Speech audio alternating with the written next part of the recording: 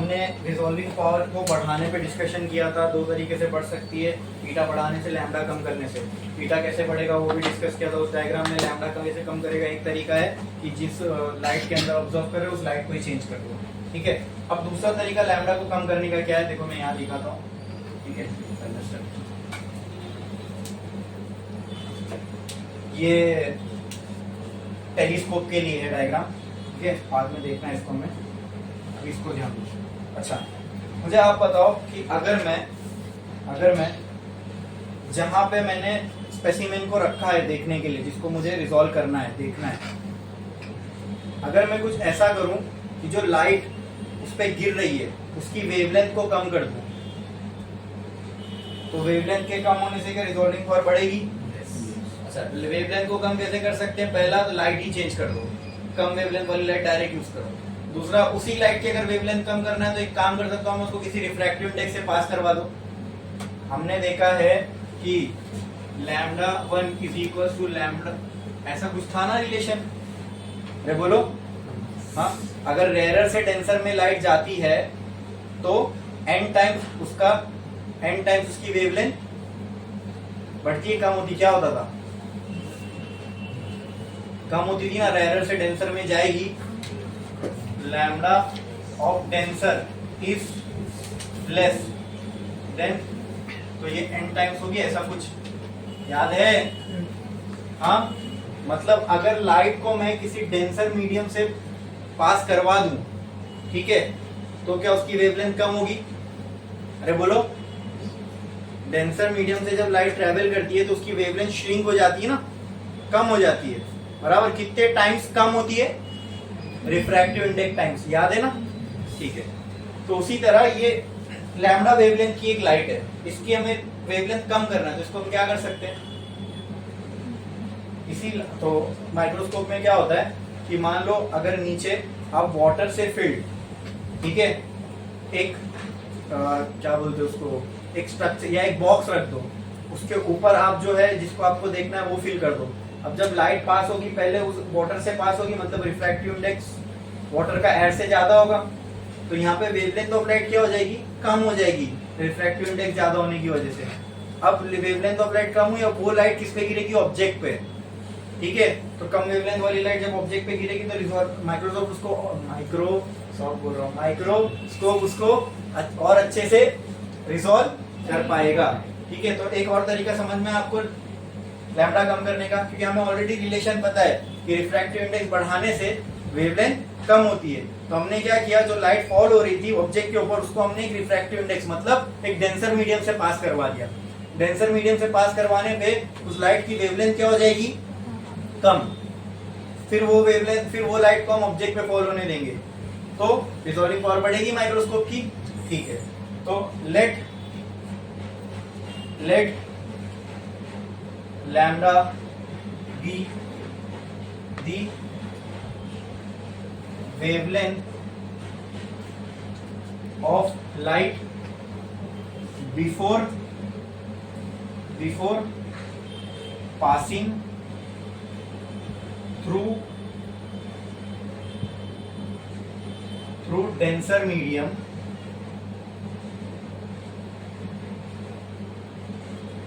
of refractive index n, ठीक है। Late lambda dash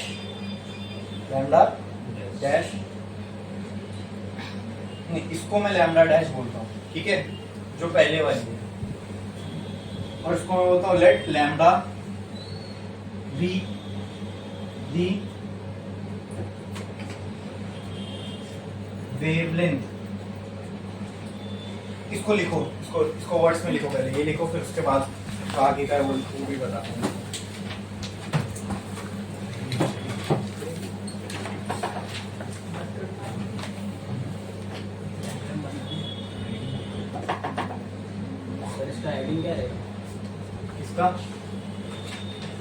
किसका ये उसी में कंटिन्यू है।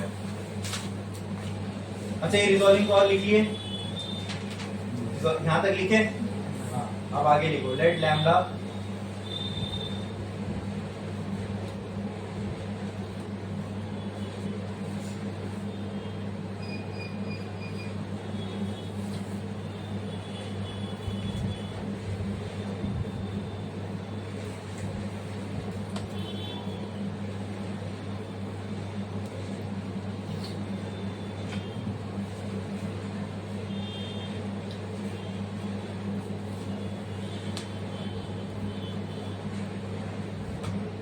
Let lambda then be the wavelength of light before passing through the denser medium of refractive index n. ठीक है, फिर आगे लिखो let lambda be the wavelength of light after passing through denser medium of refractive index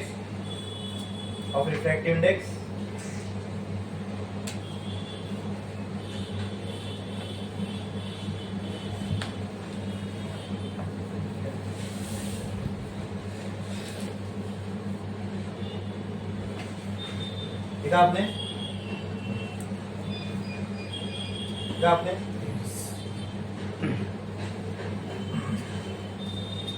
therefore we can say अब आप क्या बोल सकते हो, बोलो कौन सी वेवलेंथ इसमें से कम होगी, बाद वाली। किससे कम होगी, इससे कम, कितने टाइम्स, तो बाद वाली जो है कम होगी, किससे कम होगी, लैम्डा डैश से। कितने टाइम्स कम होगी इससे, थीटा। ये आएगा रिलेशन, हाँ बोलो पक्का। ओ सॉरी, ये लैम्डा डैश है, लैम्डा डैश पहले वाली थी ना, बाद वाली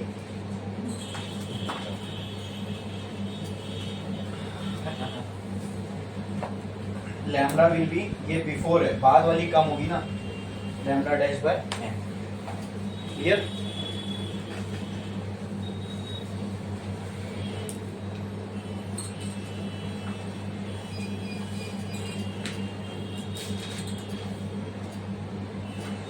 लिखा आपने, लिखा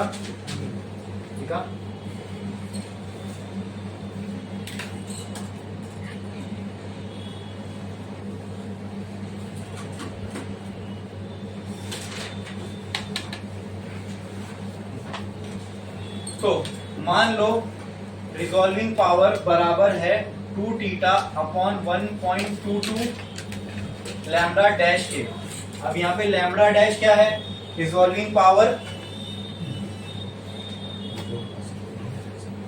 पावर बिफोर, वो ज्यादा होगी, ठीक है, और बाद वाली कम होगी। अच्छा ये कम वाली थी तो इसको लैम्डा ही लिखना पड़ेगा, ठीक है, पहले वाली थी। बोलो यही है वो रिलेशन। अरे क्लियर है, हाँ।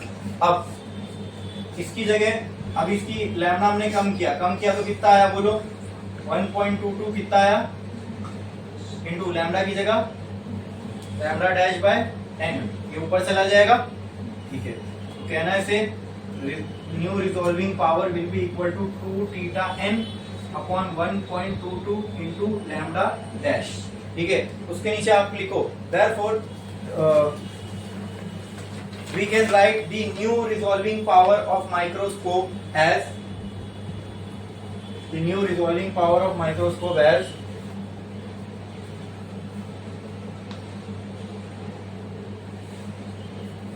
ये लिखो पूरा, ये लिखो पूरा।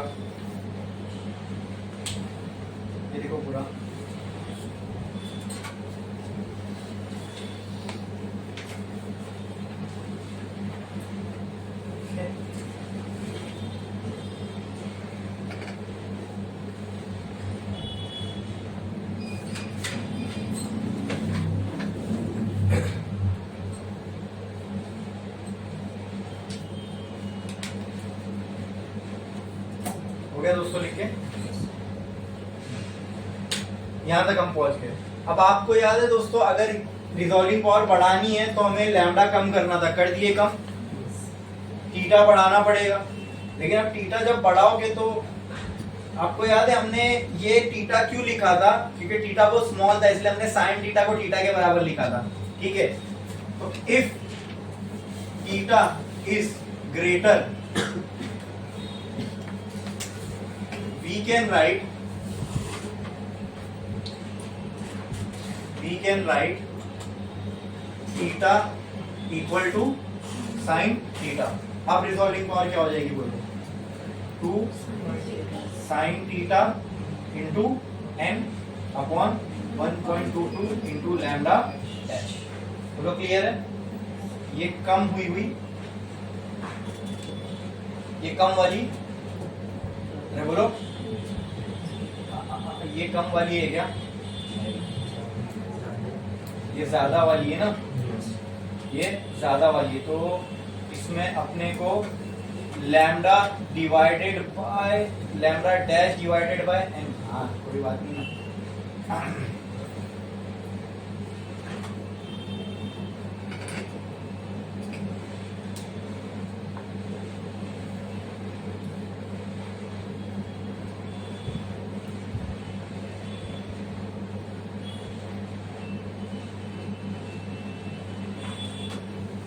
तो जैसा था वैसे, क्यों? क्योंकि हमने वो रिफ्रैक्टिव इंडेक्स तो ऐड कर दिया ना, रिफ्रैक्टिव इंडेक्स आ गया ना वहाँ पे, लैम्डा चेंज होके लैम्डा डैश आ गया। अब लैम्डा डैश जो चेंज हुई हुई वेवलेंथ रहेगी, ठीक है। अब ये जो ऊपर आपको दिख रही है, ये पूरा टर्म एक कांस्टेंट है, दिख रहा है आपको 2 थीटा एन, इसको हम कहते हैं न्यूमेरिकल अपर्चर। क्या कहते हैं? Numerical aperture 1.22 into lambda dash, और लास्ट में हम इसको इस तरीके से लिख सकते हैं एन ए बराबर 1.22 इंटू लैम्डा डैश। क्लियर? लिखो लिखो।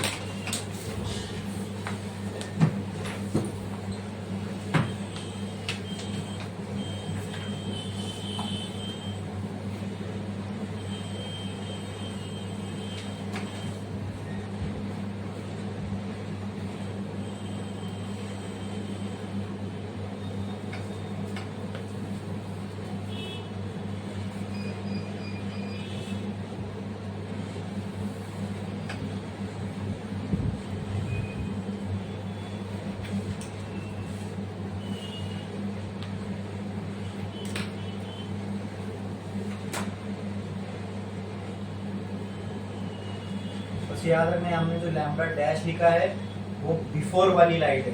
बिफोर वाली लाइट का मतलब लाइट वही रहेगी, ठीक है, लेकिन उसकी जो वेवलेंथ है वो कम होगी रिफ्रैक्टिव इंडेक्स एन की वजह से, और वो एन का टर्म ऊपर चला गया।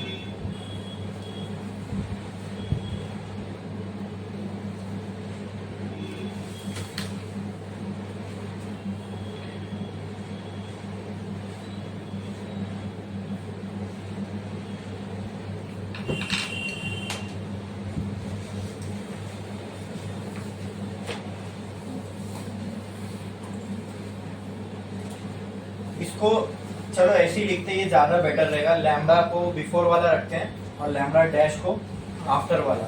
तो लैम्डा डैश किसके बराबर हो जाएगा?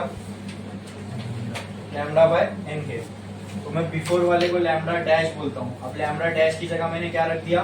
लैम्डा बाय एन, फिर ये एन ऊपर चला गया, ठीक है, फिर यहाँ भी एन ऊपर, ये लैम्डा डैश की जगह क्या जाएगा? लैम्डा। तो डैश नहीं दिख रहा है, खाली इक्वेशन में क्या दिखेगा? लैम्डा। खाली नेमिंग में चेंज कर दो बस, तो उसमें क्या लैम्डा डैश हट के लैम्डा आ जाएगा हमारी इक्वेशन। करो ये आपने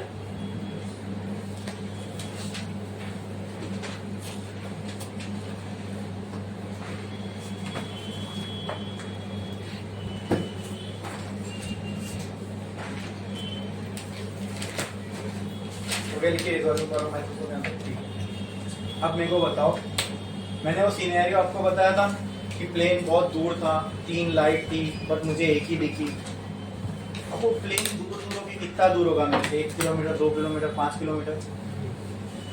तो वो 5 किलोमीटर दूर वाली चीज मेरी आंखें नहीं समझ पाई कि ये एक नहीं 3 अलग अलग चीज है, ठीक है। तो आप मुझे बताओ, कोई चीज हमारे से लाइट ईयर्स दूर है, तो क्या हम कॉन्फिडेंस से कह सकते हैं कि वहां में अगर एक सितारा दिख रहा है तो वहां एक ही सितारा होगा? हो सकता है। अरे ये तो हमने देखी हुई बात है, कुछ दूर अगर हमारे से कोई लाइट का सोर्स है तो वो हमें 2 अलग अलग नहीं दिखता। तो जो स्टार्स हमसे लाइट ईयर्स दूर है और हमें एक वहां हमें आसमान में यहाँ पे एक तारा ऐसा चमकता हुआ दिख रहा है, तो क्या जरूरी एक ही तारा होगा? हो सकता है इसके आसपास यहाँ पे यहाँ पे यहाँ पे यहाँ पे और 4-5 तारों का पूरा कॉन्स्टेलेशन होगा, ठीक है, लेकिन वो इतना दूर होने की वजह से हमारी आंखें उसको रिजॉल्व नहीं कर पा रही है और वो हमें एक दिख रहा है। जैसे वो प्लेन के साथ मैंने सिनेरियो बताया था हुआ। बोलो क्लियर है? तो कुछ किलोमीटर दूर की चीज हमारी आंखें नहीं बता पाती कि ये 2 अलग चीज है, 2 अलग लाइट के सोर्स है। तो इतनी लाइट ईयर दूर रखी हुई चीज दिखेगी क्या? नहीं। अब माइक्रोस्कोप का काम आ रहा था कि अगर कोई चीज बहुत क्लोज रखी हुई है और हमारे पास है, हमारे यहाँ आसपास है और बहुत छोटी है, तो उसको देखने के लिए हमने माइक्रोस्कोप यूज किया। अब सिनेरियो अलग है। अभी भी हमें दो सितारों को अलग अलग करके देखना है। हमको लग रहा है यहाँ एक नहीं है, यहाँ पे और बहुत सारे स्टार्स है, लेकिन हमें सब अलग अलग दिख नहीं रहे, हमें एक ही ऐसा लग रहा है एक ही स्टार है वहां पे।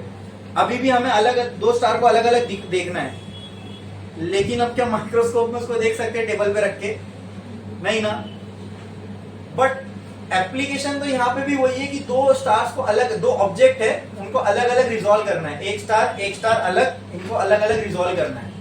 एप्लीकेशन तो वही है, जैसे माइक्रोस्कोप के केस में था, वहां पे भी दो ऑब्जेक्ट को रिजॉल्व करना था which were very close to each other. ठीक है, यहाँ पर भी दो ऑब्जेक्ट को ही रिजॉल्व करना है अलग अलग, बट फर्क ये है they are very far away from us. तो आपस में कितने क्लोज दूर है वो हमको नहीं पता, उसका अंदाजा हम लगा सकते हैं नहीं, इतना मालूम है हमसे बहुत दूर है, इस वजह से वो हमें एक ही दिख रहा है। क्लियर है? तो ऐसे डिवाइसेस को रिजॉल्व करने के लिए, जो ऐसे ऑब्जेक्ट्स को रिजॉल्व करने के लिए जो ऑप्टिकल इंस्ट्रूमेंट यूज होता है उसे हम कहते हैं टेलीस्कोप। माइक्रो उसके नाम में आ रहा है, माइक्रो मतलब वेरी स्मॉल थिंग्स को रिजॉल्व करना है तो यू नीड माइक्रोस्कोप। ठीक है, तो बहुत दूर की अगर चीजों को, अगर बहुत दूर अगर दो ऑब्जेक्ट है उनको अगर अलग अलग रिजॉल्व करना है तो उनके लिए जो ऑब्जेक्ट यूज होगा दैट इज टेलीस्कोप। हरी बात समझ में? तो टेलीस्कोप लिखो, टेलीस्कोप, टेलीस्कोप, टेलीस्कोप क्या है पहले वो लिखो। It is N optical instrument, it is an optical instrument which is used to resolve, it is an optical instrument which is used to resolve two objects separately, which is used to resolve two objects separately, which are very far away from earth, which are very far away from earth, जो हमारे अर्थ से बहुत ज्यादा दूर है। ठीक है, उनको भी हमें अलग अलग देखना है। ठीक है, स्टडी करना है, तो उसके लिए जो इंस्ट्रूमेंट यूज होता है दैट इज टेलीस्कोप। ठीक है, अब रिजॉल्विंग पावर ऑफ टेलीस्कोप क्या होगी? टेलीस्कोप की क्षमता उन दो स्टार्स को अलग अलग करके दिखाने की, यही होगी रिजॉल्विंग पावर ऑफ टेलीस्कोप। ठीक है, जैसे माइक्रोस्कोप के लिए डेफिनेशन बनाया था, टेलीस्कोप के लिए बना लिखो रिजॉल्विंग पावर ऑफ टेलीस्कोप। जो मैंने अभी कहा उसी को इंग्लिश में लिखना है, resolving power of telescope, resolving power of telescope, resolving power of telescope, telescope. The ability of an optical instrument, the ability of an optical instrument, नहीं सॉरी ऑप्टिकल इंस्ट्रूमेंट नहीं, टेलीस्कोप आएगा वहां पे। Ability of a telescope, an नहीं आएगा, आएगा। The ability of a telescope to resolve two objects separately,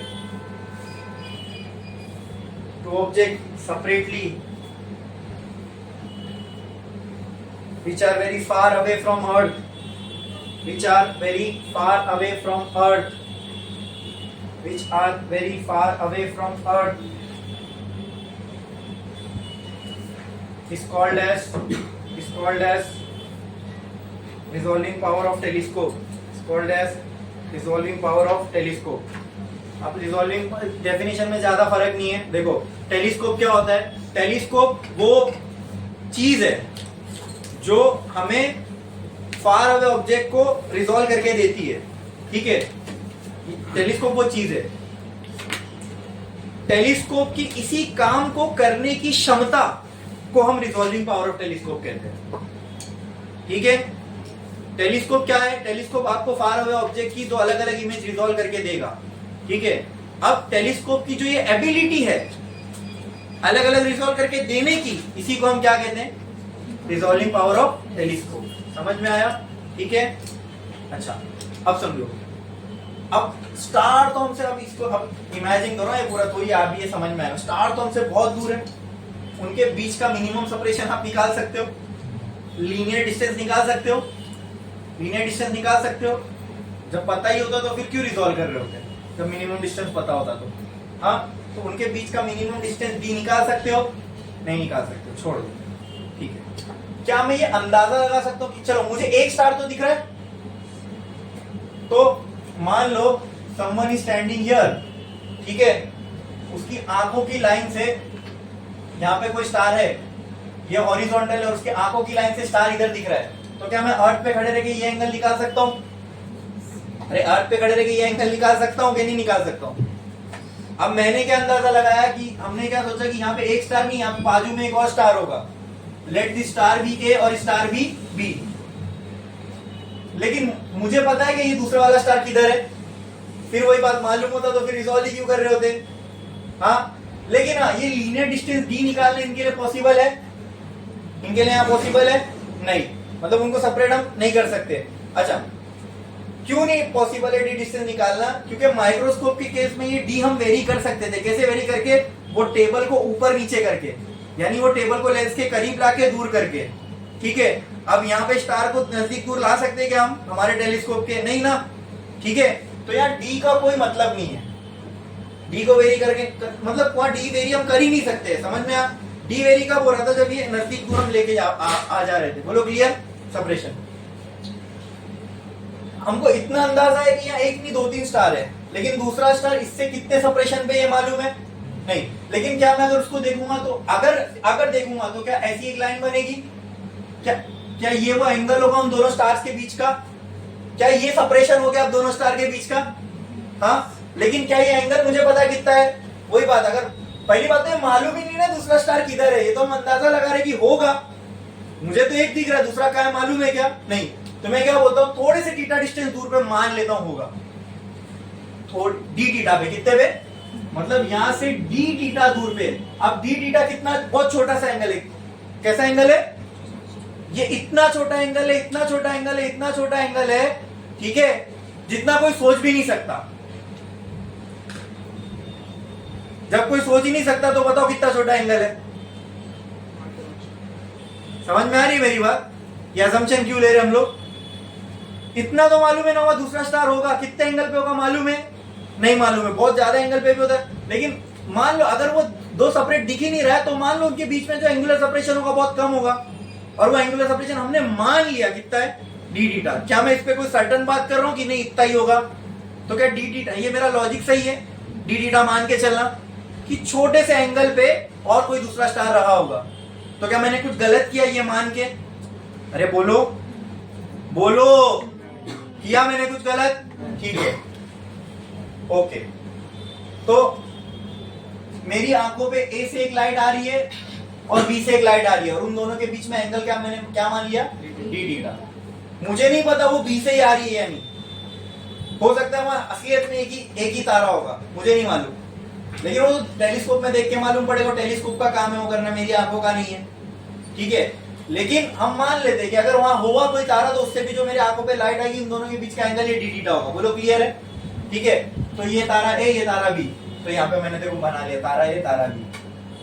ठीक है, हाँ, वो बहुत बड़ा होगा, इंफिनिटी से आ रही होगी लाइट की सोर्स, तो यहाँ पे जो भी लाइट की सोर्स आ रही होगी तो हम मान लेते A B A B A B, मतलब कहीं पे ए रखा हुआ है, कहीं पे मुझे नहीं पता ना इनकी पोजीशन क्या है। तो मान लो मैंने सोचा बी की एक लाइट है यहाँ से आ रही है, यहाँ से आ रही है, यहाँ से आ रही है, ए वाले स्टार की एक लाइट है यहाँ से आ रही है, यहाँ से आ रही है, यहाँ से आ रही है।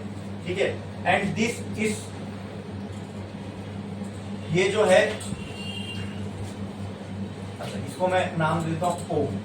ठीक है, ये जो है ये होती है लेंस ऑफ टेलीस्कोप, जिसका डायमीटर है कैपिटल डी, इसका डायमीटर है कैपिटल डी। ये क्या है? लेंस ऑफ टेलीस्कोप, यानी ये लाइट किस पे गिरेगी? टेलीस्कोप की लेंस पे, जिसका डायमीटर कितना है? डी। अब ये लाइट जो है टेलीस्कोप पे जब गिरेगी, टेलीस्कोप इसको कन्वर्ज कर देगा एक आईपीस पे। आईपीस का मतलब जहां से हम देख सकते हैं उसको। ठीक है, और वो इस तरीके से इसको कन्वर्ज कर देगा कि हमारे, जब हम इसको देखें और अगर ये जेन्युइनली दो सेपरेट तारे हैं, ठीक है, तो इनका डिफ्रैक्शन पैटर्न कुछ ऐसे बनेगा जो रेलिंग्स क्राइटेरिया को फॉलो करेगा। हाँ, और ये हमें दो अलग अलग स्टार्स दिखेंगे। बोलो क्लियर है? अच्छा, अगर कोई स्टार उससे भी बहुत दूर हुआ तो उसको डिटेक्ट करने और पावरफुल टेलीस्कोप चाहिए कि कमजोर टेलीस्कोप चाहिए? तो उसकी रिजॉल्विंग पावर पहले से ज्यादा होनी चाहिए कि कम होनी चाहिए? अब जितना दूर होगा तो ये डी थीटा और कम होगा कि और ज्यादा होगा? तो कम होगा ना भाई, जितना दूर होगा डी थीटा और कम हो जाएगा। ठीक है, ये बोलो क्लियर है? अभी मान लो यहाँ पे कोई दो चीज रखी है, यहाँ से मैं एंगल बनाऊं तो इतना बनेगा। अब ये दो चीज बहुत दूर रखी है, ठीक है, वहां से मैं ये एंगल यहाँ खींच के लेके आते रहूं तो ये एंगल छोटा छोटा छोटा होता जाएगा। तो जितनी दूर कोई दो स्टार रखे होंगे उतना कम इनके बीच का डी थीटा होगा। तो फिर से यहाँ पे मैं वो बोल सकता हूँ D theta is inversely proportional to वही LOR, लिमिट ऑफ रेजोल्यूशन। अरे बोलो क्लियर है? समझ में आया कि नहीं आया? हाँ, अरे बोलो। ठीक है, अब यहाँ पे आपको याद होगा जो ये दोनों स्टार को हम सेपरेट कब देख सकते हैं? जब लिमिट ऑफ रेजोल्यूशन की क्राइटेरिया पूरी हो। और लिमिट ऑफ रेजोल्यूशन से रिजॉल्विंग पावर बनती है। रिजॉल्विंग पावर का डेफिनेशन क्या था? Resolving power is equal to 1/LOR। अब यहाँ पे पहले हमें LOR निकालना है, तो रिजॉल्विंग पावर ऑटोमेटिक मिल जाएगी। बोलो क्लियर है? अरे बोलो क्लियर है? अभी LOR निकालने के लिए क्या करें?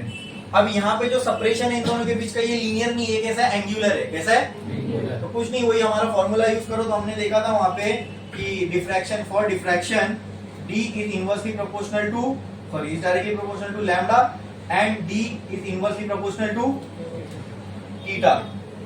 ठीक है, तो आप मुझे बताओ, क्या मैं यहाँ पे ये बोल सकता हूं थीटा जो होगा वो इनवर्सली प्रोपोर्शनल होगा D के? अरे बोलो। और D डायरेक्टली प्रोपोर्शनल किसके है? लैम्डा के, बराबर। तो थीटा और लैम्डा में जो प्रोपोर्शनलिटी होगी वो कैसी होगी? थीटा और लैम्डा में, चलो ये अगर ये भी नहीं समझ में आ रहा तो delta x is equal to D theta. यहाँ पे लैम्डा था, λ/2 समथिंग डी थीटा। तो यहाँ अपने को क्लियर समझ में आ रहा है, थीटा डायरेक्टली प्रोपोर्शनल है लैम्डा से और थीटा इनवर्सली प्रोपोर्शनल है डी से। किससे इनवर्सली प्रोपोर्शनल है? डी से। बोलो इतना क्लियर है? अरे बोलो इतना क्लियर है? हाँ, तो थीटा डायरेक्टली प्रोपोर्शनल किसके? लैम्डा के, और इनवर्सली प्रोपोर्शनल किसके? डी के। इतना समझ में आया? ठीक है, पहले डायग्राम बना लो फटाफट जल्दी। रिजॉल्विंग पावर ऑफ टेलीस्कोप, उसके लिए डायग्राम बना लो जल्दी।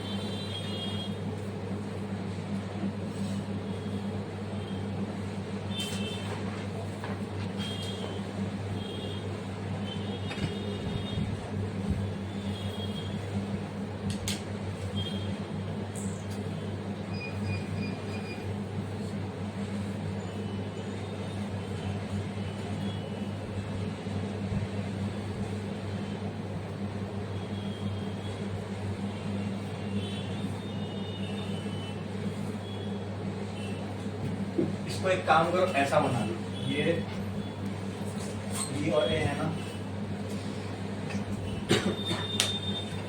बी ए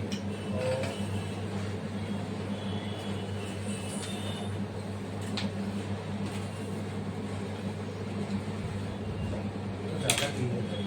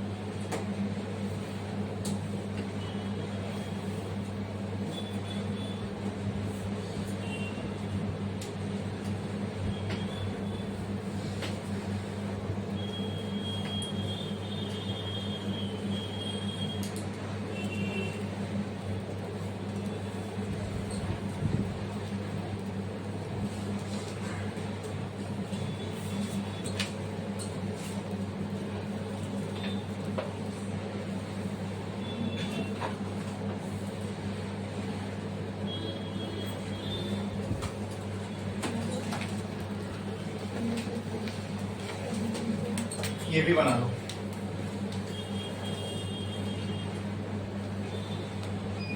ये ग्रुप क्यों बना है वो भी समझा दूंगा आपके समझने के लिए।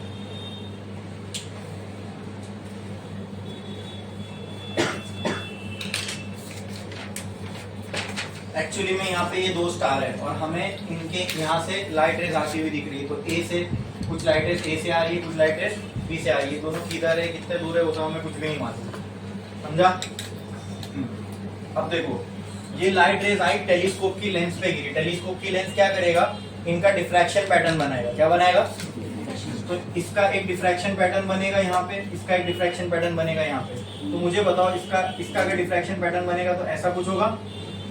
हाँ, इसका अगर डिफ्रैक्शन पैटर्न बनेगा ये, चलो ये first minima, second maxima, third, ठीक है, ये बना एक और डिफ्रैक्शन पैटर्न। ये ए का डिफ्रैक्शन पैटर्न, ये बी का डिफ्रैक्शन पैटर्न। तो बी का डिफ्रैक्शन पैटर्न में कुछ ऐसा बनाता हूँ। तो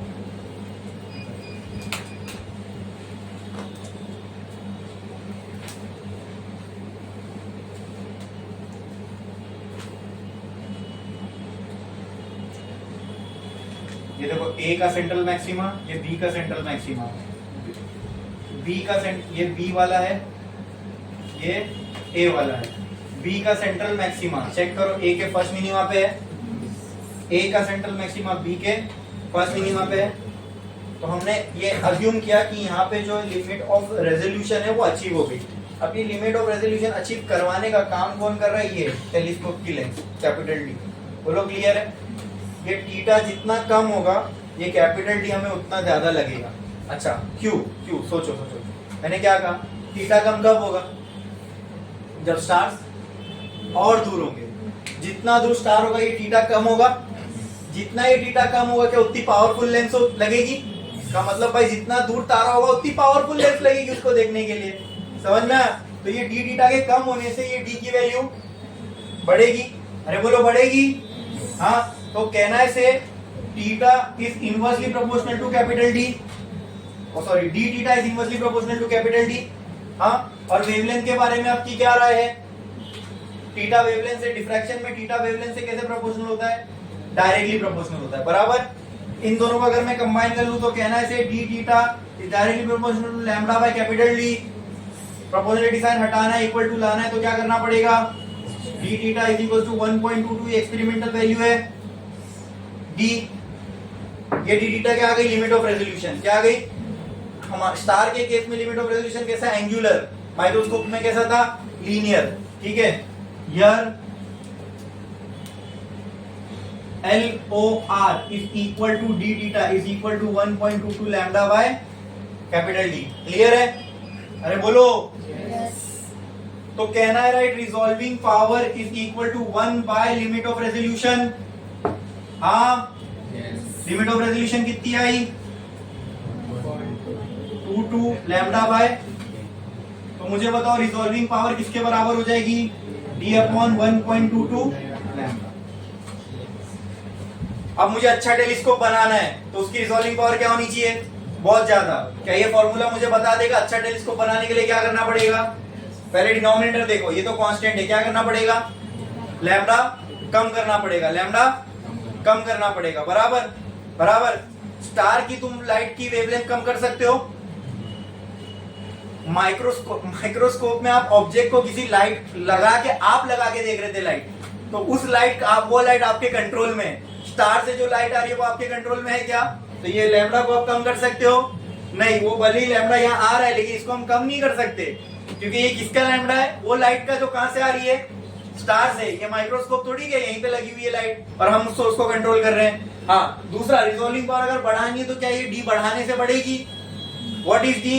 the diameter of this lens. जितना बड़ा, ये सेंस बन रहा है बात का कि टेलीस्कोप के लेंस जितना पावरफुल होगा, जितना बड़ा होगा, उतना अच्छा उसकी रिजॉल्विंग पावर होगी। ठीक है, तो अगर आपको बहुत दूर दूर के सितारे देखने हैं, गैलेक्सीज देखनी है, डिस्कवर करना है, तो क्या करो? बड़ा वाला टेलीस्कोप लेके आओ। ठीक है, जिसकी लेंस वड्डी वड्डी हो, बड़ी बड़ी एकदम। बोलो क्लियर? छापो।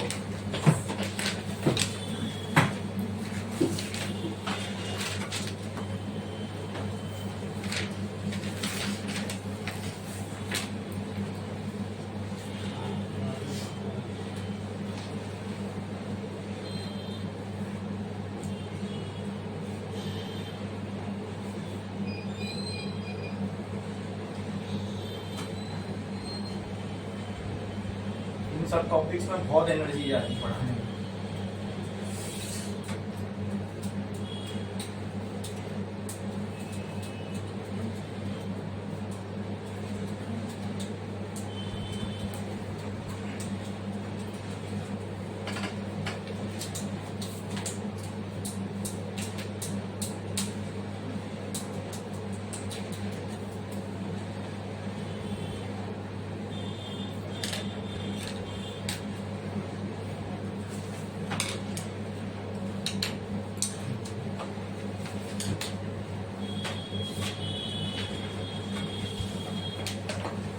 लिख के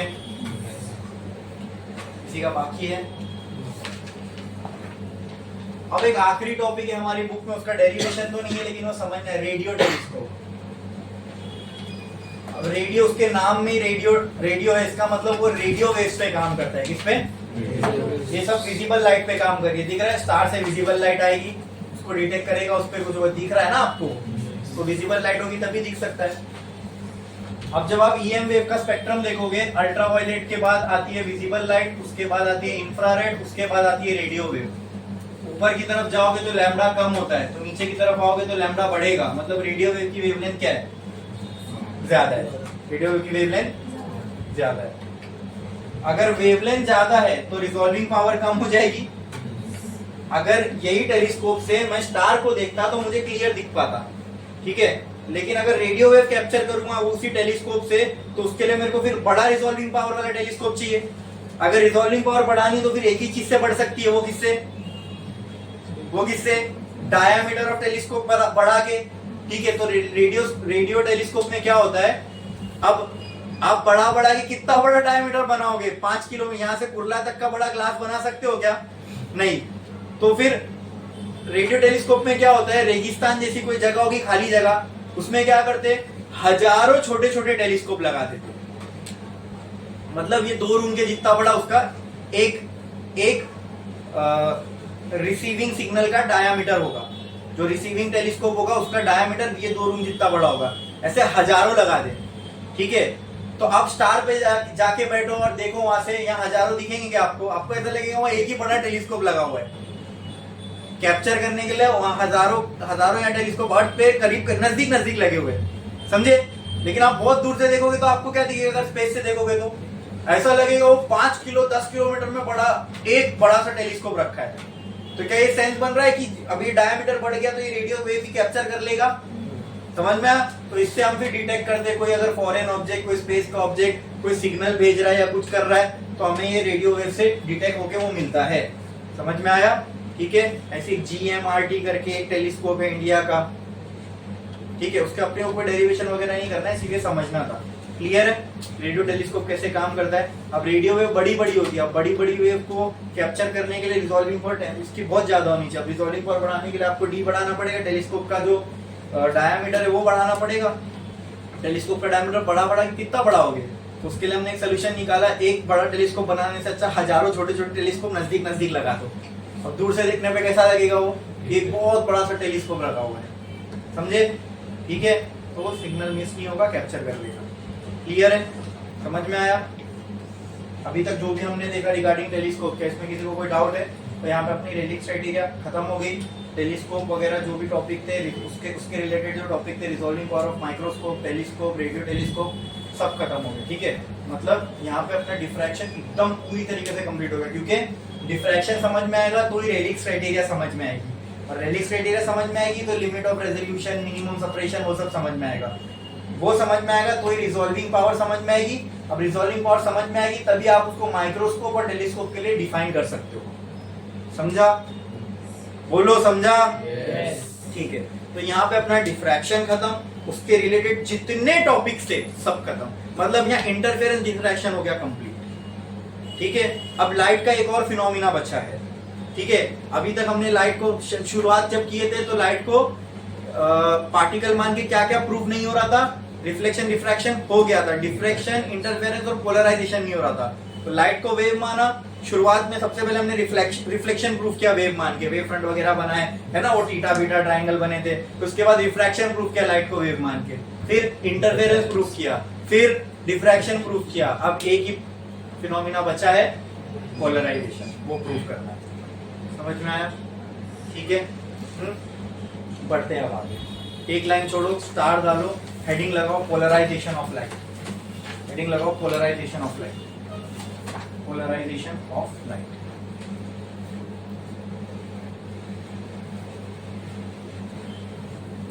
अब पोलराइजेशन में आगे बढ़ने से पहले थोड़ी कहानी में ट्विस्ट है, वो आपको समझना पड़ेगा, फिर ही हम पोलराइजेशन में आगे बढ़ सकते हैं।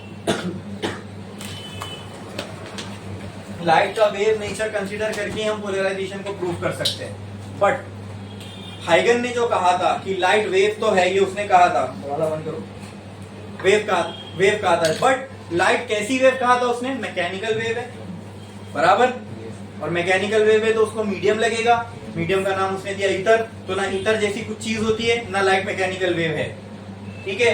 तो ईथर जैसे अगर कुछ चीज होती नहीं तो लाइट का स्पेस में ट्रैवल करना हम एक्सप्लेन नहीं कर सकते, नहीं एक्सप्लेन कर सकते, तो फिर उसकी थियरी जो है वो फेल हो जा रही है वहां पे, तो it can not be widely accepted. So क्या हुआ आगे?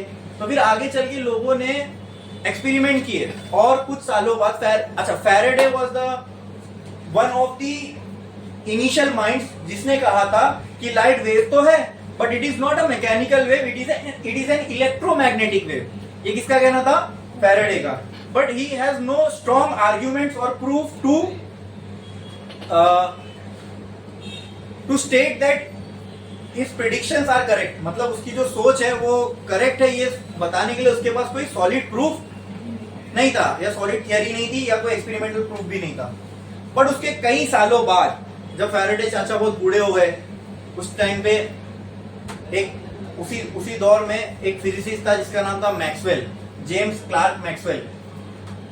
तो मैक्सवेल स्टडी कर रहा था इलेक्ट्रोमैग्नेटिक वेव को, और इलेक्ट्रोमैग्नेटिक वेव की जो स्पीड है वो मैक्सवेल को करीब करीब मिली स्पीड ऑफ लाइट के, और स्पीड ऑफ लाइट हमने बहुत पहले निकाल चुके थे, and it was the speed of EM wave was very close to the speed of light. वहां से ये बात साबित हो गई, मतलब वहां पे फैराडे की बात को एक सपोर्ट मिल गया, एक बहुत ही स्ट्रॉन्ग बैकिंग मिल गई कि लाइट एक इलेक्ट्रोमैग्नेटिक वेव है। क्योंकि देखो, लाइट जितनी स्पीड पे यूनिवर्स में कोई चीज ट्रैवल नहीं कर सकती।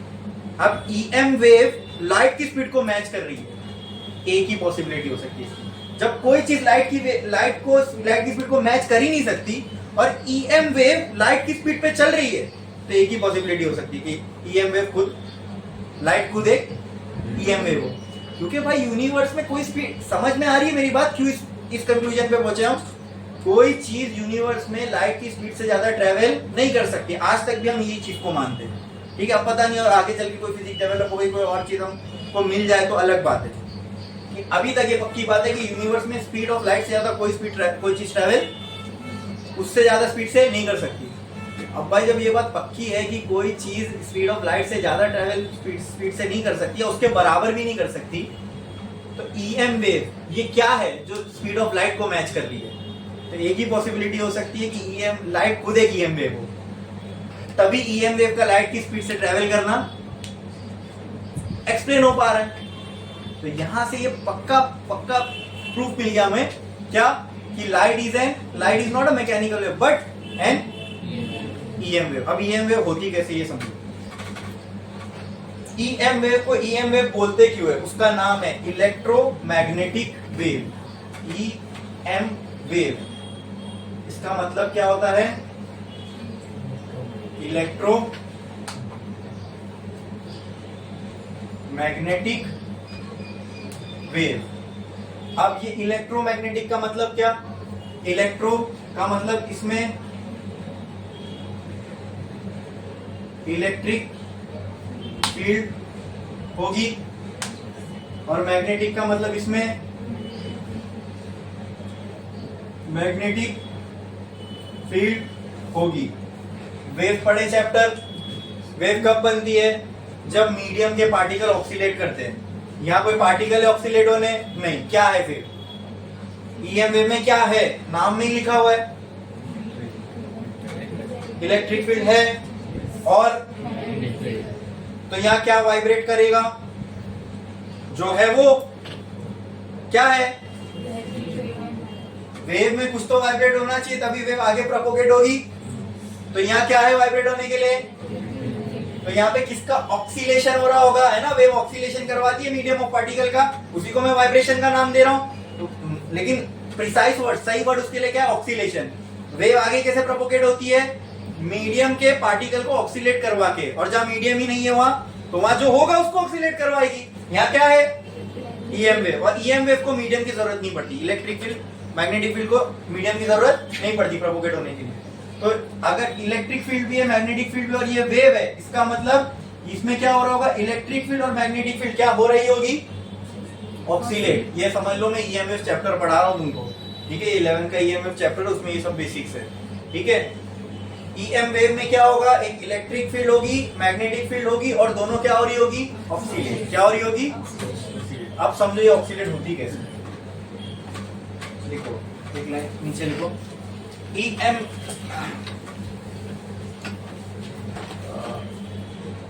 अकॉर्डिंग टू हाइगन, ऐसा लिखो, अकॉर्डिंग टू हाइगन light was a mechanical wave. Light was a mechanical wave. Mechanical wave. But this was proved wrong.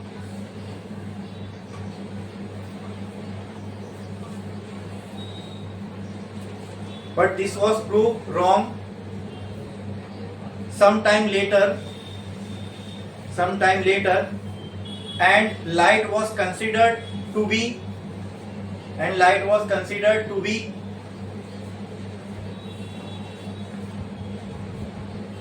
an EM wave. Light was considered to be an EM wave. EM wave. अब EM wave क्या होती है? लिखो, EM wave. EM wave. A wave in which electric field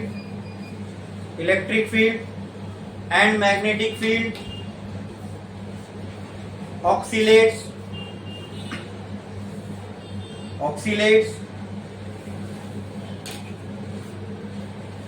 perpendicular to each other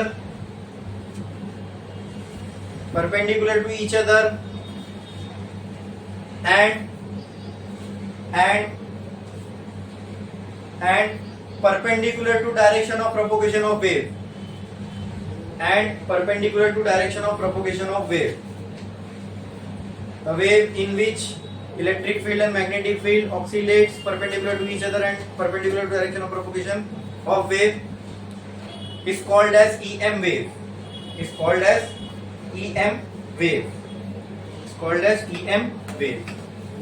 अब ध्यान से सुनना, EM wave दिखती कैसे है? सुनो ध्यान से। EM वेव में क्या होता है? इलेक्ट्रिक फील्ड भी होती है और मैग्नेटिक फील्ड भी होती है, ठीक है? तो इलेक्ट्रिक फील्ड अगर ऑक्सीलेट कर रही है तो क्या वो आपको ऐसी दिखेगी कुछ? हाँ, यहाँ ये किसका ऑक्सीलेशन है? मतलब इलेक्ट्रिक फील्ड टाइम के साथ, ये टाइम के साथ ग्राफ है, और मैं x वर्सेस y, यानी कहीं पे वेव चल रही थी, उसका मैंने फोटो लिया, टाइम को फ्रीज कर दिया, तो मुझे दिखा कहीं पर इलेक्ट्रिक फील्ड की वैल्यू मैक्सिमम है, कहीं पे मिनिमम है, कहीं पे मिनिमम है, कहीं पे अपोजिट पे मैक्सिमम है, ठीक है? ये इलेक्ट्रिक फील्ड की वैल्यूज होगी, दिख रहा है? ईएम वेव किसको बोलते हैं? जिसमें इलेक्ट्रिक फील्ड और मैग्नेटिक फील्ड दोनों का ऑक्सीलेशन हो रहा है। समझा आपको? ये किसका ऑक्सीलेशन बताया मैंने? इलेक्ट्रिक फील्ड का, देखा? बट इलेक्ट्रिक फील्ड और मैग्नेटिक फील्ड का जो ऑक्सीलेशन होता है वो कैसे होता है? परपेंडिकुलर टू ईच अदर, ये एक कंडीशन।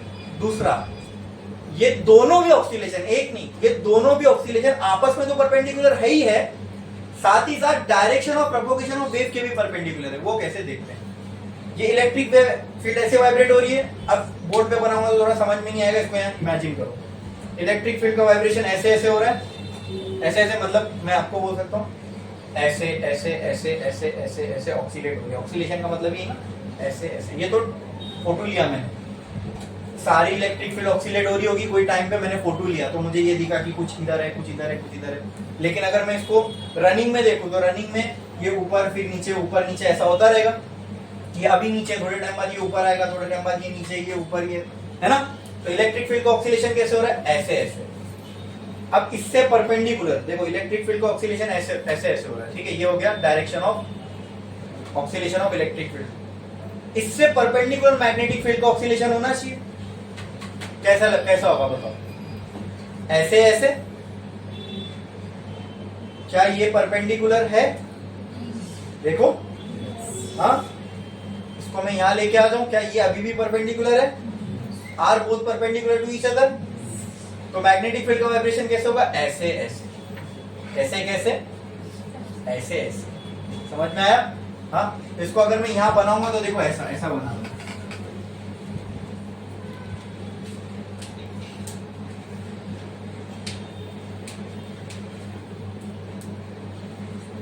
समझ में आ रही है?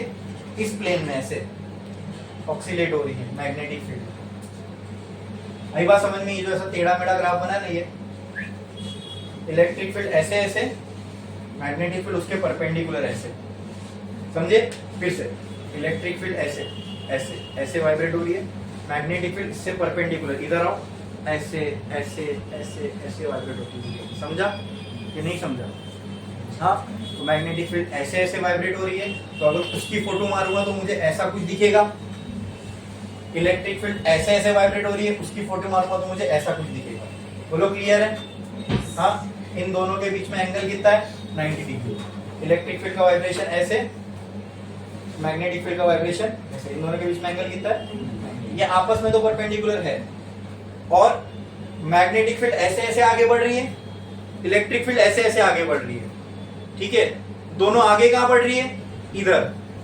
तो पूरी वेव का प्रोपोगेशन का डायरेक्शन क्या है? इधर, ठीक है। चेक करो, ये इलेक्ट्रिक फील्ड का वाइब्रेशन ऐसे ऐसे, ये मैग्नेटिक फील्ड का वाइब्रेशन ऐसे ऐसे, पूरी वेव आगे कहां बढ़ रही है? ऐसे। क्या ये दोनों भी direction of propagation of wave के परपेंडिकुलर है? चेक करो।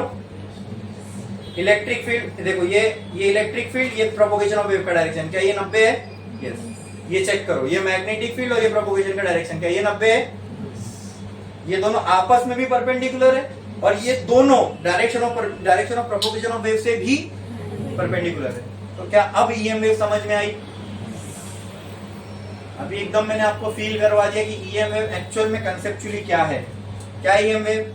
A wave in which oscillation, wave है तो ऑक्सीलेशन होगा, किसी का तो होना है ऑक्सीलेशन, तो यहां किसका होगा? Electric field and magnetic field. अब कैसा होगा? Perpendicular to each other and perpendicular to direction of propagation of. Clear है? अब मैंने ये समझ में, ईएम वेव क्या होती है अब समझ में। अब दोस्तों, मैंने आपको सिर्फ एक इलेक्ट्रिक फील्ड और एक मैग्नेटिक फील्ड बताई। अब सुनो मेरी बात, सुनो मेरी बात। ये एक इलेक्ट्रिक फील्ड है, ऐसे ऐसे वाइब्रेट होगी। क्या इलेक्ट्रिक फील्ड ऐसे ऐसे वाइब्रेट नहीं हो सकती? और इससे परपेंडिकुलर मैग्नेटिक फील्ड ऐसे ऐसे वाइब्रेट होगी। इससे परपेंडिकुलर हो ना, जब इलेक्ट्रिक फील्ड ऐसे वाइब्रेट होगी, मैग्नेटिक फील्ड ऐसे होगी। इलेक्ट्रिक फील्ड ऐसे अगर वाइब्रेट हो रही होगी तो मैग्नेटिक फील्ड ऐसे होगी। इलेक्ट्रिक फील्ड ऐसे वाइब्रेट हो रही होगी तो मैग्नेटिक फील्ड ऐसे होगी। इलेक्ट्रिक फील्ड ऐसे वाइब्रेट हो रही होगी तो मैग्नेटिक फील्ड ऐसी। तो ये कोई फिक्स है क्या? इलेक्ट्रिक फील्ड का वाइब्रेशन सिर्फ ऐसे ही हो सकता है? नहीं। At a given point of time अभी भी अगर इलेक्ट्रिक फील्ड है ना, हर डायरेक्शन में वाइब्रेट होती है, ऐसे ऐसे ऐसे ऐसे ऐसे ऐसे ऐसे ऐसे ऐसे ऐसे, हर तरीके का वाइब्रेशन एट अ टाइम। अभी भी अगर कोई ईएम वेव आपके ऊपर आ रही है ना, तो उसमें सारे वाइब्रेशन मौजूद है, सिर्फ ऐसे ऐसे वाइब्रेट नहीं हो रही। इलेक्ट्रिक फील्ड ऐसे ऐसे हो रही है, ऐसे ऐसे हो रही है, ऐसे ऐसे हो रही है, ऐसे। उसमें से मैंने एक पकड़ा ऐसी वाली, ताकि हमें समझ में आ जाए बस। वो हर एक अपने आप में वेव है। ऐसी वाली इलेक्ट्रिक फील्ड के साथ मैग्नेटिक फील्ड ऐसी वाइब्रेट हो रही होगी, ऐसी वाली इलेक्ट्रिक फील्ड के साथ मैग्नेटिक फील्ड ऐसे वाइब्रेट हो रही होगी, ऐसे वाली इलेक्ट्रिक फील्ड के साथ, मतलब इन दोनों की जोड़ी है, इन दोनों की जोड़ी है, इन दोनों की जोड़ी है। समझ में आया? समझ में आया? लेकिन विजिबल लाइट में ना दोस्तों, यहाँ पे अच्छी बात, हमें तो पोलराइजेशन पढ़ना है, हमें ईएम वेव नहीं पढ़ना, हमें क्या पढ़ना है? अब पोलर एक अच्छी बात है, और पोलराइजेशन जब हम पढ़ रहे हैं तो हमें वहां विजिबल लाइट से लेना देना। ईएम वेव का बड़ा स्पेक्ट्रम है। गामा रेज से शुरू होती है और रेडियो वेव पे खत्म होती है, ठीक है। उससे पहले भी आती है, मैंने वहां भूल गया, रेडियो वेव के पहले माइक्रोवेव भी आती है, ठीक है। तो गामा से शुरू होगी, फिर एक्स रेस, फिर यूवी रेस, फिर आती है विजिबल लाइट, नहीं फिर यूवी रेस, फिर आती है विजिबल लाइट, फिर इंफ्रारेड, फिर माइक्रोवेव और फिर रेडियो वेव। तो ये सारी ईएम वेव है, लेकिन हमें क्या पढ़ना है, पोलराइजेशन। और पोलराइजेशन में हमें सिर्फ वो विजिबल रेंज की ईएम वेव चाहिए, बराबर। अभी जो विजिबल रेंज की ईएम वेव होती है ना दोस्तों, इसमें मेजॉरिटी रोल होता है इलेक्ट्रिक फील्ड का। इसका और अगर आपको याद होगा, polarisation is a concept of electric field. मतलब ये टॉपिक का अगर नाम सोचोगे तो ये रिलेट भी होता है इलेक्ट्रोस्टैटिक से, क्योंकि हमने मैग्नेटाइजेशन मैग्नेटिज्म में पढ़ा था, लेकिन पोलराइजेशन ये इलेक्ट्रोस्टैटिक में पढ़ा था ना। तो अगर इसके नाम से भी अगर आप रिलेट कर पाओ तो polarisation is something which is related to electrostatic, and which field is related to electrostatic, magnetic और इलेक्ट्रिक वो ज्यादा रिलेट करते हैं हम लोग इलेक्ट्रोस्टैटिक से। तो इसीलिए मैं कह रहा हूँ पढ़ना, अब हमें ईएम वेव नहीं पढ़ना है, ये सब मैं बताया इसलिए क्योंकि पोलराइजेशन में इसका काम था। हमें पढ़ना है पोलराइजेशन में हमें ईएम वेव का कौन सा पार्ट चाहिए, विजिबल वाला मतलब विजिबल लाइट वाला। अब विजिबल लाइट में जो मेजॉरिटी रोल प्ले करती है वो कौन है, इलेक्ट्रिक फील्ड। कौन है? तो इसीलिए हम क्या करते हैं ना, जब हम पोलराइजेशन पढ़ते हैं ना, तो मैग्नेटिक फील्ड का जो वाइब्रेशन है उसको कंसीडर ही नहीं करते। लेकिन ये कभी मत सोचना कि लाइट एक ईएम वेव है तो उसमें मैग्नेटिक फील्ड नहीं होगी, ऐसा हो सकता है क्या? हम कंसीडर नहीं कर रहे, because we are studying polarisation. तो उसमें हम मैग्नेटिक फील्ड को नजरअंदाज कर रहे हैं, जानबूझ के उसको छोड़ रहे हैं। बोलो क्लियर है? ये समझ में आया? ठीक है। तो अब मुझे बताओ, यहाँ एक पॉइंट सोर्स है, यहाँ से लाइट निकली, मतलब यहाँ से क्या निकला, वेव निकली। कौन सी वेव? EM wave. कौन सी वेव? इसमें इलेक्ट्रिक फील्ड के वाइब्रेट ऑक्सीलेशन कौन से डायरेक्शन में हो रहे होंगे? ऐसा हो रहा होगा, ऐसा, मतलब हर डायरेक्शन में हो रहा होगा। मैग्नेटिक फील्ड का भी हो रहा होगा, लेकिन वो हमें लेना है नहीं। तो आप मुझे बताओ, अगर मैं यहाँ एक लाइट का सोर्स है, यहाँ से वो लाइट की एक वेव निकली, और अगर मैं साइड से देखूं, तो मुझे इलेक्ट्रिक फील्ड ऐसी वाइब्रेट होती हुई दिखेगी, ऐसे भी दिखेगी, ऐसे भी दिखेगी, और ऐसे भी दिखेगी। बोलो क्लियर है? अब जो ये आपको दिख रहा है उसको मैंने ये ऐसे किया और ये बोर्ड पे बनाया। तो बोर्ड पे जब मैं बनाऊंगा तो आपको कुछ ऐसा दिखेगा। ये एक पॉइंट है, ये ऐसे इलेक्ट्रिक फील्ड वाइब्रेट हो रही होगी, ऐसे हो रही होगी, ऐसे हो रही होगी, और ऐसे हो रही होगी। बोलो क्लियर है? आपको इलेक्ट्रिक फील्ड का वाइब्रेशन कितने डायरेक्शन में मिल रहा है? हर, वेरी गुड, वो सही वर्ड है उसके लिए। क्या? हर डायरेक्शन में। कौन से डायरेक्शन में? In every direction. If we are getting the vibration of electric field in every direction, such a light is called as unpolarised light. ये समझना मुश्किल था। मतलब ये जो लाइट निकल रही है, ये कौन सी लाइट है? अनपोलराइज्ड लाइट है। कौन सी लाइट है? तो पोलराइजेशन समझने से पहले हमें ये सब चीजें समझनी पड़ेगी। अनपोलराइज्ड लाइट क्या होता है, फिर बाद में देखना पड़ेगा पोलरॉइड क्या होता है, फिर जब अनपोलराइज्ड लाइट पोलरॉइड से गुजरती है तब होता है पोलराइजेशन। तो पोलराइजेशन पे आएंगे, लेकिन उससे पहले हमें कुछ कॉन्सेप्ट पहले इस्टेब्लिश करना पड़ेगा। तो पहला कॉन्सेप्ट मैंने आपको इस्टेब्लिश कर दिया, अनपोलराइज्ड लाइट का। अनपोलराइज्ड लाइट का मतलब क्या? ऐसी लाइट जिसमें इलेक्ट्रिक फील्ड का वाइब्रेशन हर डायरेक्शन में होगा। क्या इसमें मैग्नेटिक फील्ड भी होगी? रियल में तो होगी, लेकिन पोलराइजेशन पढ़ते वक्त हम मैग्नेटिक फील्ड को कंसीडर, ये सारे वाइब्रेशन सिर्फ और सिर्फ किसके हैं? इलेक्ट्रिक फील्ड के। हमने पूरी तरह मैग्नेटिक फील्ड को यहाँ से हटा दिए, कंसीडर ही नहीं कर रहे। समझ में आया? बोलो क्लियर है? अच्छा, बोलो क्लियर है? तो पोलराइजेशन के हम पहले स्टेप पे आ गए। तो पहले हम डेफिनेशन लिखेंगे unpolarised light. Unpolarised light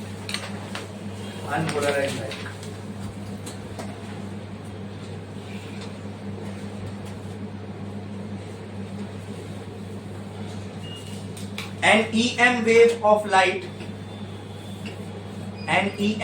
of light in which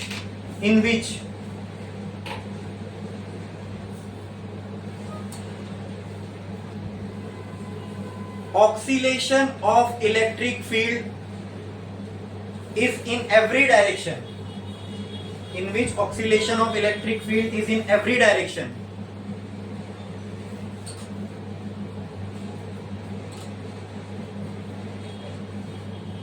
such a light is called as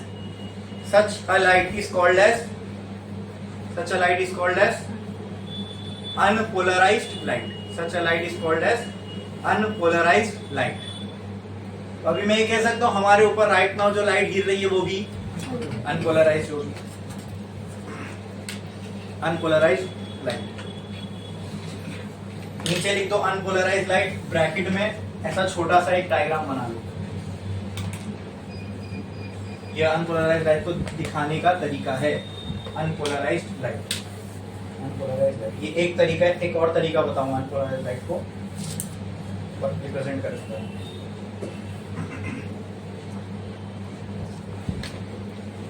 मुझे बताओ, अभी ध्यान से सुनो, देखो आप ध्यान से देखो, ये एक इलेक्ट्रिक फील्ड का ये भी एक वाइब्रेशन होगा, एक इलेक्ट्रिक फील्ड का ये भी वाइब्रेशन होगा, ठीक है। क्या एक वाइब्रेशन दोस्तों ऐसा भी होगा? लेकिन इस वाले वाइब्रेशन में ना एक चीज खास है, वो क्या? अब देखो, ये वाइब्रेशन को अगर मैं इधर बनाऊं, ये दोनों को भूल जाओ, इस वाले वाइब्रेशन की बात करता हूं। ये वाला जो वाइब्रेशन है इलेक्ट्रिक फील्ड का, ये क्या ये हॉरिजॉन्टल से कुछ एंगल बना रहा है थीटा? ये किसका वाइब्रेशन है? इलेक्ट्रिक फील्ड का। तो अगर ये हॉरिजॉन्टल से कुछ एंगल बना रहा है थीटा और इलेक्ट्रिक फील्ड एक वेक्टर क्वांटिटी, तो क्या इसका यहाँ पे कंपोनेंट निकलेगा ई कॉस थीटा? क्या इसका यहाँ एक कंपोनेंट निकलेगा ई साइन थीटा? बोलो हाँ। जैसे इसका यहाँ एक कंपोनेंट निकला वैसे इसका भी एक कंपोनेंट निकलेगा। बोलो E cos theta E sine theta हो जाएगा। मतलब इसको मैं दो टुकड़ों में बांट सकता हूं, ऐसे और ऐसे। क्या इसको मैं दो टुकड़ों में बांट सकता हूं, ऐसे और ऐसे? ऐसे ही बताओ, इसको भी दो टुकड़ों में बांट सकता हूं, ऐसे और ऐसे। इसको भी दो टुकड़ों में बांट सकता हूं, ऐसे और ऐसे। इसका मतलब ये है कि सिर्फ दो डायरेक्शन में इलेक्ट्रिक फील्ड का वाइब्रेशन हो रहा है? नहीं, मैंने दिमाग लगाया। मैंने क्या किया, ये दो परपेंडिकुलर वाला को स्टडी करना आसान है, इसलिए मैंने क्या किया, सबको रिजॉल्व कर लिया दो परपेंडिकुलर कंपोनेंट में, खत्म। यहाँ पर भी अगर कोई कंपोनेंट होता, उसका एंगल थीटा होता, तो वो भी ऐसे और ऐसे ही होता।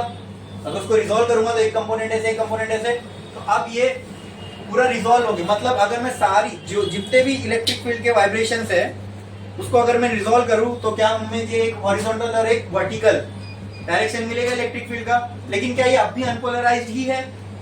क्या इसमें अब भी सारे वाइब्रेशन मौजूद है इलेक्ट्रिक फील्ड के? तो कहना है आई कैन ऑल्सो रिप्रेजेंट। अच्छा, अब ध्यान से देखो, ध्यान से देखो, एक्चुअल में जो ये मैंने यहाँ बनाया हूं, ये ऐसी वाली ये पिक्चर मैंने यहाँ बनाया था ना।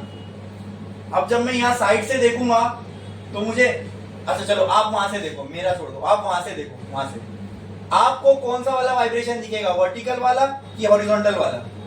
वर्टिकल वाला ऐसे स्ट्रेट दिखेगा, हॉरिजॉन्टल की जगह आपको क्या दिखेगा? डॉट। सामने से एक डॉट दिखेगा कि लाइन दिखेगी?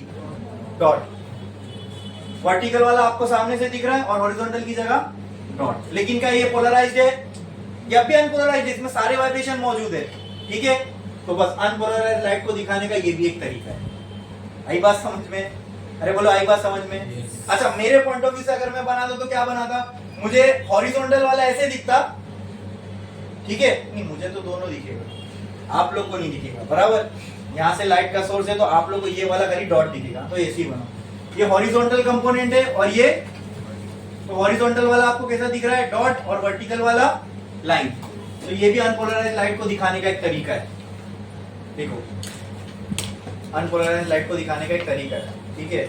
अब ये सब कैसा ना, बुक में डायरेक्ट देखोगे ना तो ये सब समझ में नहीं आता, ये डॉट एरो क्या है, ये टीचर ही आपको बता सकता है और समझा सकता है ये इसको, ये ऐसा क्यों है, ये क्या बना है हमने, ठीक है। जब डायग्राम में हम अनपोलराइज्ड लाइट की जगह अनपोलराइज्ड लाइट लिखेंगे नहीं, ना ये बनाएंगे।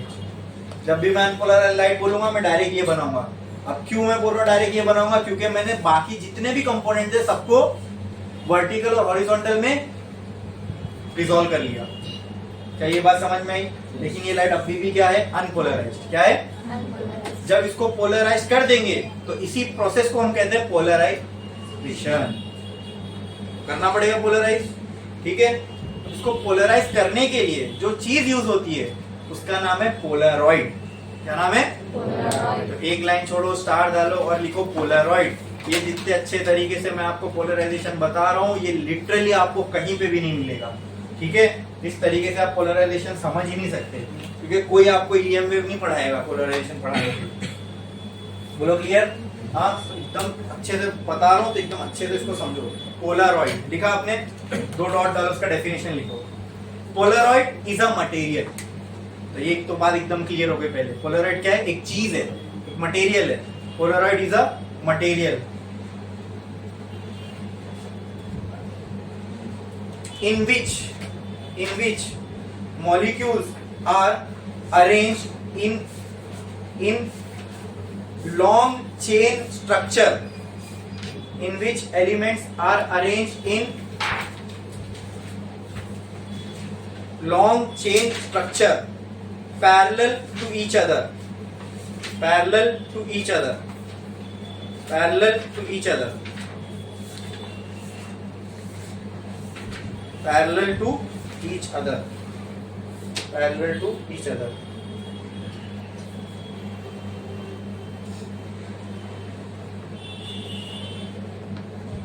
एक मटेरियल है, ठीक है। अब समझो, ये पोलरॉइड क्या होता है? एक मटेरियल होता है। अब वो मटेरियल कैसा है, उसकी खास बात क्या है? मान लो ये एक पोलरॉइड है, ठीक है, एक पोलरॉइड का टुकड़ा है। ठीक, खास बात क्या है? इसको पोलरॉइड क्यों नाम दिया? ठीक है, ग्लास जैसा होता है, पहले तो समझ लो, ग्लास जैसा होता है, दिखने में कैसा है? थोड़ा ग्लास जैसा ही होता है, ठीक है। लेकिन इसकी खास बात क्या है? इसको ग्लास क्यों नहीं बोल रहे, पोलरॉइड क्यों बोल रहे हैं? ठीक, खास बात है, इसमें जो मॉलिक्यूल्स होते हैं ना, वो लॉन्ग चेन स्ट्रक्चर में होते हैं। मतलब इसके मॉलिक्यूल कुछ ऐसे ऐसे ऐसे ऐसे ऐसे ऐसे ऐसे ऐसे लॉन्ग चेन स्ट्रक्चर में अलाइंड होते हैं, पैरेलल टू ईच अदर। मतलब ये यहाँ पे ऐसे अलाइंड है मॉलिक्यूल, थोड़े से गैप बाद यहाँ पे अलाइंड होंगे, फिर यहाँ पे, फिर यहाँ पे, फिर यहाँ पे, बीच में आपको गैप दिख रहा है, ठीक है, ठीक है। यही खास बात है पोलरॉइड में, लॉन्ग चेन स्ट्रक्चर होते हैं। लॉन्ग चेन स्ट्रक्चर मतलब ऐसे इनके मॉलिक्यूल एक लाइन में अलाइन होंगे और बीच बीच में इन दो लाइन ऑफ स्ट्रक्चर के बीच में थोड़ा थोड़ा सा क्या होगा? गैप होगा। बोलो क्लियर है? हाँ, तो क्या इस गैप में तो कोई चीज इजीली पास हो सकती है अगर बहुत छोटी होगी तो, जैसे कि लाइट। हाँ, समझ में आ रहा है कि नहीं? पोलरॉइड को पोलरॉइड बोलते क्यों? क्योंकि उसका एक स्पेसिफिक स्ट्रक्चर है। वो स्पेसिफिक स्ट्रक्चर क्या है? It is arrange in long chain molecules parallel to each other. दिख रहा है ऐसे? समझ में आया? इसी का पोलरॉइड का एक और नाम है पोलराइजर। तो ऊपर पोलरॉइड के ऊपर ब्रैकेट में लिख सकते हो पोलराइजर, ठीक है, पोलराइजर।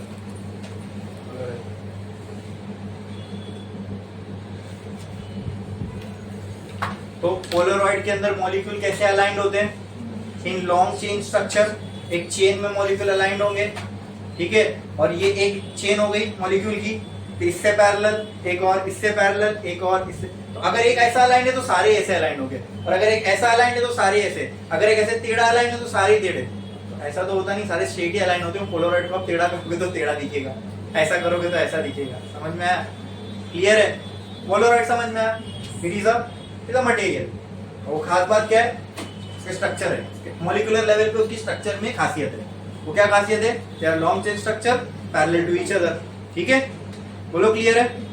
अब इनके एग्जांपल क्या लिखो? Example of polaroid, example tourmaline crystal, TOURMALIN, tourmaline crystal, tourmaline crystal. और एक एग्जांपल लिखो इसका, Nicol prism, NICOL, Nicol prism, Nicol prism, Nicol prism. यहां हमने पढ़ लिया पोलराइड क्या होता है। अब देखेंगे पोलराइज लाइट क्या होती है। तो एक लाइन छोड़ो और लिखो प्लेन पोलराइज लाइट ब्रैकेट में PPL, plane polarise light bracket में PPL, plane polarise light bracket में PPL और OR, और इसी का एक और नाम है पोलराइज लाइट। प्लेन पोलर, अगर लाइट पोलराइज हो जाती है तो उसको हम प्लेन पोलराइज लाइट बोलते हैं, या तो पोलराइज लाइट, पोलराइज लाइट, ठीक है। आपके पास अनपोलराइज लाइट है, अब आपको पोलरॉइड मिल गया। इस अनपोलराइज लाइट को पोलरॉइड से पास करो तो जो मिलेगा वो, जोर से बोलो क्या? क्या मिलेगी? आपके पास अनपोलराइज लाइट थी, फिर हमें पोलराइड मिल गया। इस अनपोलराइज लाइट को पोलराइड से पास कराओगे तो क्या मिलेगा? वेरी गुड, क्या बात है। ठीक है, लिखो इसका डेफिनेशन। लिखो, when an unpolarized light is passed through Polaroid,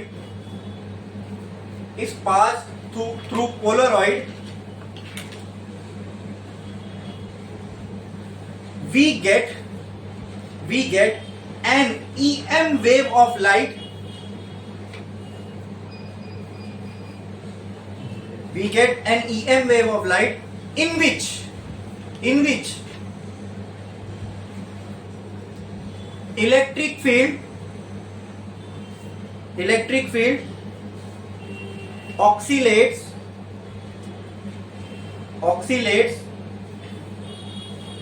in only one direction.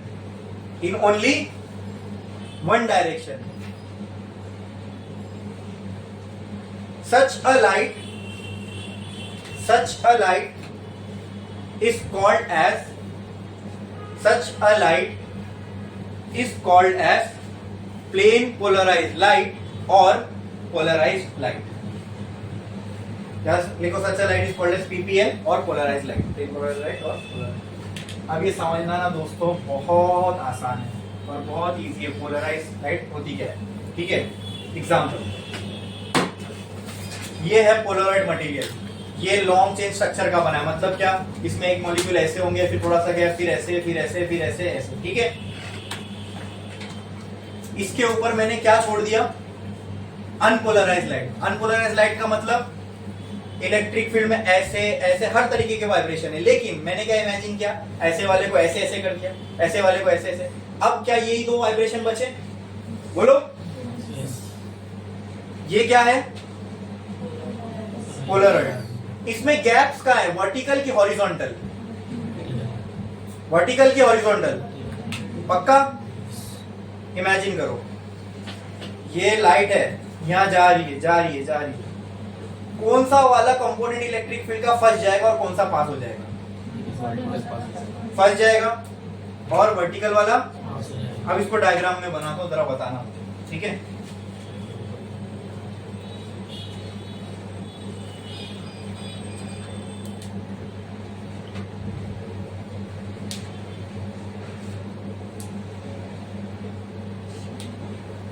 Unpolarised light आपको ऐसे दिखेगी, ये और ये हॉरिजॉन्टल वाइब्रेशन और ये वर्टिकल वाइब्रेशन। ये कैसी है? Unpolarised light. क्लियर? इसके सामने मैंने क्या रख दिया? ये पोलराइड, जिसके अंदर स्ट्रक्चर कैसे अरेंज है? ऐसे। मतलब इसमें जो गैप्स है वो कैसे है? वर्टिकल। कैसे है? इसीलिए जिस तरीके के गैप होते हैं ना, उससे इसका नाम पड़। अगर इसमें वर्टिकल गैप्स अवेलेबल है तो इसकी जो पास एक्सिस है उसको मैं बोल सकता हूँ वर्टिकल है। क्यों पास axis?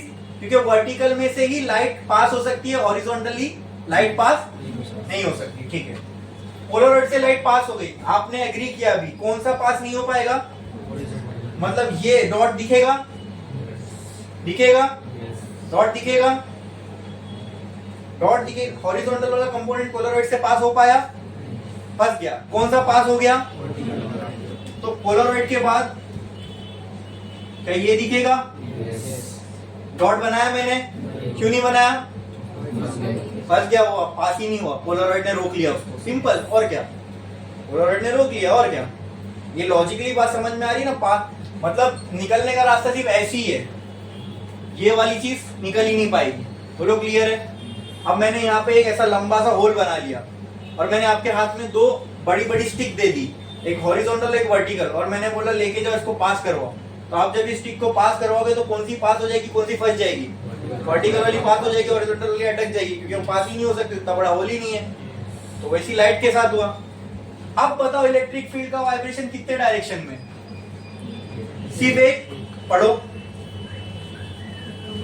When an unpolarized light, ये अनपोलराइज्ड लाइट थी, इसमें वर्टिकल हॉरिजॉन्टल दोनों वाइब्रेशन थे, is pass through polaroid, then we get a EM wave of light in which electric field, क्या इलेक्ट्रिक फील्ड के वाइब्रेशन है कितने डायरेक्शन में, सिर्फ वर्टिकल एक ही डायरेक्शन में वाइब्रेशन मिल रहे। Now such a light is called as,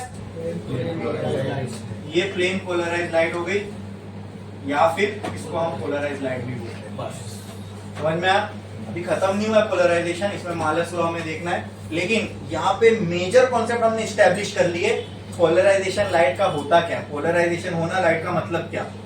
unpolarised light low, Polaroid से पास कर दो, फिर जो लाइट पोलरॉइड के दूसरे साइड से निकलेगी उस लाइट को हम क्या कहते हैं, अब वो उसको पोलराइज्ड लाइट क्यों बोल रहे हैं, क्योंकि उसमें इलेक्ट्रिक फील्ड के कैसे वाइब्रेशंस की, एक ही डायरेक्शन में। अच्छा मुझे आप बताओ, जस्ट अगर ये पोलरॉइड को मैं ऐसा करता, ठीक है, चलो यहाँ पे मैंने एक पोलरॉइड लिया, अब इसकी पास एक्सिस ऐसी है, कुछ नहीं, इसी को मैंने ऐसा उल्टा ऐसा करके यहाँ प्लेस कर दिया, ये अनपोलराइज्ड लाइट है, इसमें वर्टिकल हॉरिजॉन्टल दोनों वाइब्रेशन होंगे, डॉट वाले हॉरिजॉन्टल और लाइन वाले पास होने के बाद बताओ क्या दिखेगा, सिर्फ 1 2 3, मतलब वर्टिकल वाले इसमें से पास हो पाए, हॉरिजॉन्टल वाले हो गए। क्या ये पोलराइज्ड लाइट है, क्यों, क्योंकि इसमें इलेक्ट्रिक फील्ड का वाइब्रेशन सिर्फ हॉरिजॉन्टल डायरेक्ट एक ही डायरेक्शन में, this is also polarized light. समझ में आया व्हाट इज पोलराइजेशन, क्लियर है। इसके बाद के जितने टॉपिक है वो हम देखेंगे नेक्स्ट लेक्चर में, अभी फिलहाल के लिए सिर्फ इतना बना लो, ठीक है, जो आपने लिखे उसके नीचे सिर्फ ये वाला डायग्राम बना लो, सिर्फ ये वाला, ठीक है। इसके बाद जो भी टॉपिक है वो नेक्स्ट लेक्चर में देखेंगे, आज के लिए बस इतना ही, बंद करो।